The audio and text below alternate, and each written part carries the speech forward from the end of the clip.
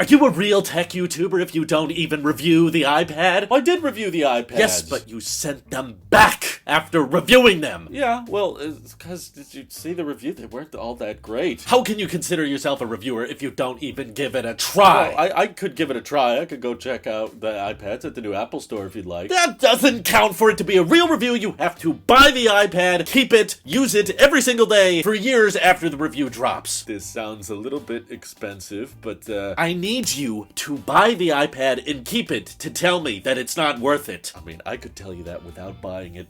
You call yourself a tech YouTuber. I don't think I did, but let's begin.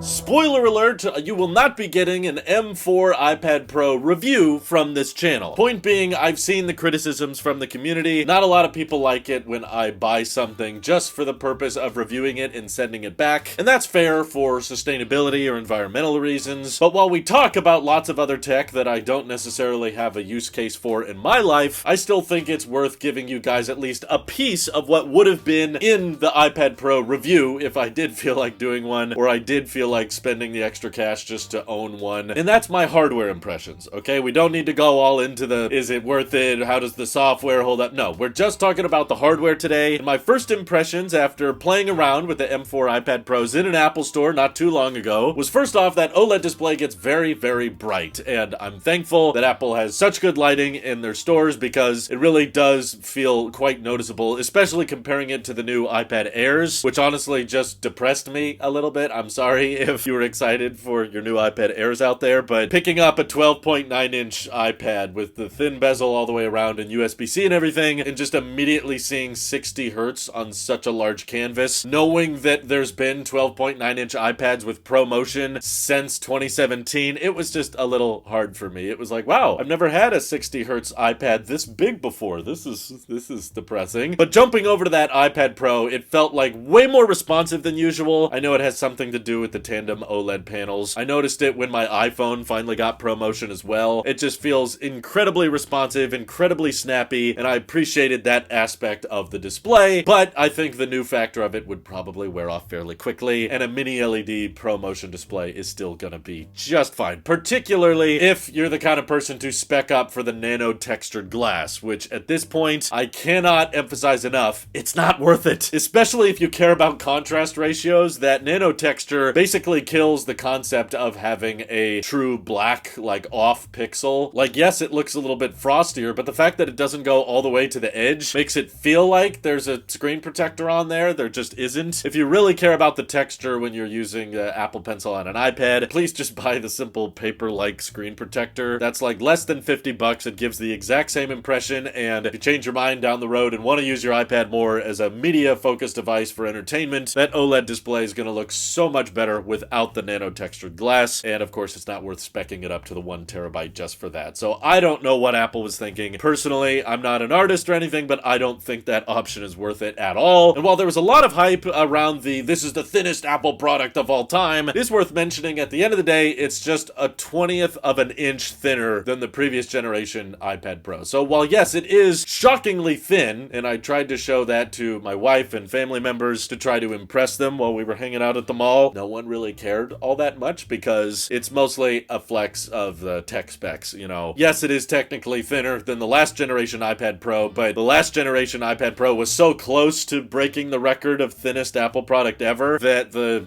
noticeable difference between picking them both up I found pretty small. And the bigger complaint I think will come down to when people start pairing it with the new and improved Magic Keyboard case, which now has more metal, but I felt like wasn't that thin and wasn't that lightweight. So I guess if you're using your iPad without the keyboard case and without the cover, which is unlikely because most people want a way to prop it up, it wasn't all that compact. Like honestly, it felt just as thick and just as heavy as a traditional MacBook, probably heavier. I was expecting the Apple Pencil to pop off a little bit more though, especially considering the iPad Pro is now like half the thickness of a pencil. But when I paired the Pencil Pro to the side of it and dropped it on the table, the pencil still stays attached somehow, so I guess that wasn't as big of an issue as I thought. And the other thing I noticed about the keyboard case very quickly after playing around with it and typing on it for a while is that while it's cool that they finally added the volume and the brightness and, you know, all those function keys across the top, it is very much tucking underneath where that floating iPad iPad is hanging out, and it's very noticeable when the tops of your fingers start hitting the bottom of the iPad, because that keyboard is now going deeper underneath the iPad than it did before, and I just thought that was a little bit annoying. Sometimes when you're typing really fast and reaching up to the function key rows, you can feel your fingers kind of knock against the side of the iPad. Not necessarily the best experience, and again, not a problem with a MacBook, but just a little hardware thing I noticed. The haptic feedback on the trackpad was fairly immersive, but also not quite as deep and rich of a click as we're used to on our Macs, but certainly a lot better than that old-fashioned physical click that they had before. And another little detail I noticed no one really brought up in any of the reviews about the keyboard case is they've switched the orientation of the USB-C port. I don't know if that helped make it thinner or more compact, but now the USB-C port is upright when it's plugged into the iPad instead of on its side like it was before. Little detail, didn't notice that on the website, and it was one of those rare things that's like, wow, I really wouldn't have picked up on that unless I actually checked it out in person. The Face ID sensors still seem to work fairly well, and it's cool that when it's in the landscape orientation it's centered, but I gotta admit, considering the Apple logo on the back is still portrait mode, it feels like, you know, it might get a little bit annoying and weird if you're used to using your iPad in the portrait orientation. Now your hands are going to be much more likely to cover up those cameras. Personally, I would have been totally fine with them leaving the camera where it was if it meant that we had backwards compatibility with the Apple Pencil, and I do not think it was worth breaking the Apple Pencil 2 support for these new iPads just so that that camera could be closer to the center. It's still not exactly centered, but cameras are still fine, although I have to admit this is one of the weirdest camera bump designs I've ever seen on an iPad. Knowing how Apple tries to make things somewhat symmetrical and consistent with their lineups, especially with their camera bumps, it felt very out of place for them to have this kind of frosted bump with all these different size circles. I don't know, it just felt a little bit weird to me, and the wobble, especially of the 11-inch iPad Pro when sitting on a table, was quite noticeable. Despite that camera bump not seeming all that thick, I guess it's the fact that the rest of the iPad is also just insanely thin. So at the end of the day, I think a lot of people are going to want to use accessories and covers for these things, in which case the thickness of the iPad Pro you're probably not really even going to notice. I also did a little bit of sketching and drawing with the Apple Pencil Pro. Nothing good, of course, but experimenting with barrel roll was interesting. Wasn't quite as intuitive as I thought as they made it appear in the video, but I like the haptic feedback that it gives. It feels very, very rich and tactile and seamless. Definitely the best Apple Pencil to ever exist. I'm glad it's the same price as the Apple Pencil 2, which they're still selling. However, the lineup is definitely far more confusing than it's ever been in the past. I love the fact that they put such attention to detail into the shadow of whatever tool you have selected, but it shows up, I think, in pictures and videos a lot more noticeably. It's very hard to actually see that shadow in day-to-day use. To me, it feels more like an Easter egg, something the software engineers put in there for fun. It's not something that's actually going to be quite useful. The hover feature is still there, but the gyro and being able to tell what angle the pen or pencil is before you actually start drawing is going to be the most noticeable thing. The shadow is cool and fun, but in person, in my opinion, a lot harder to see and notice. So definitely don't consider getting an Apple Pencil Pro just for that fancy shadow feature. You're going to get over it in 5 minutes. But overall, that summarizes the hardware impressions for me. I'm curious what you guys think of the hardware. Does that justify the software shortcomings? It's definitely an iPad, like every iPad before it, just with, once again, the hardware turned up to the absolute maximum for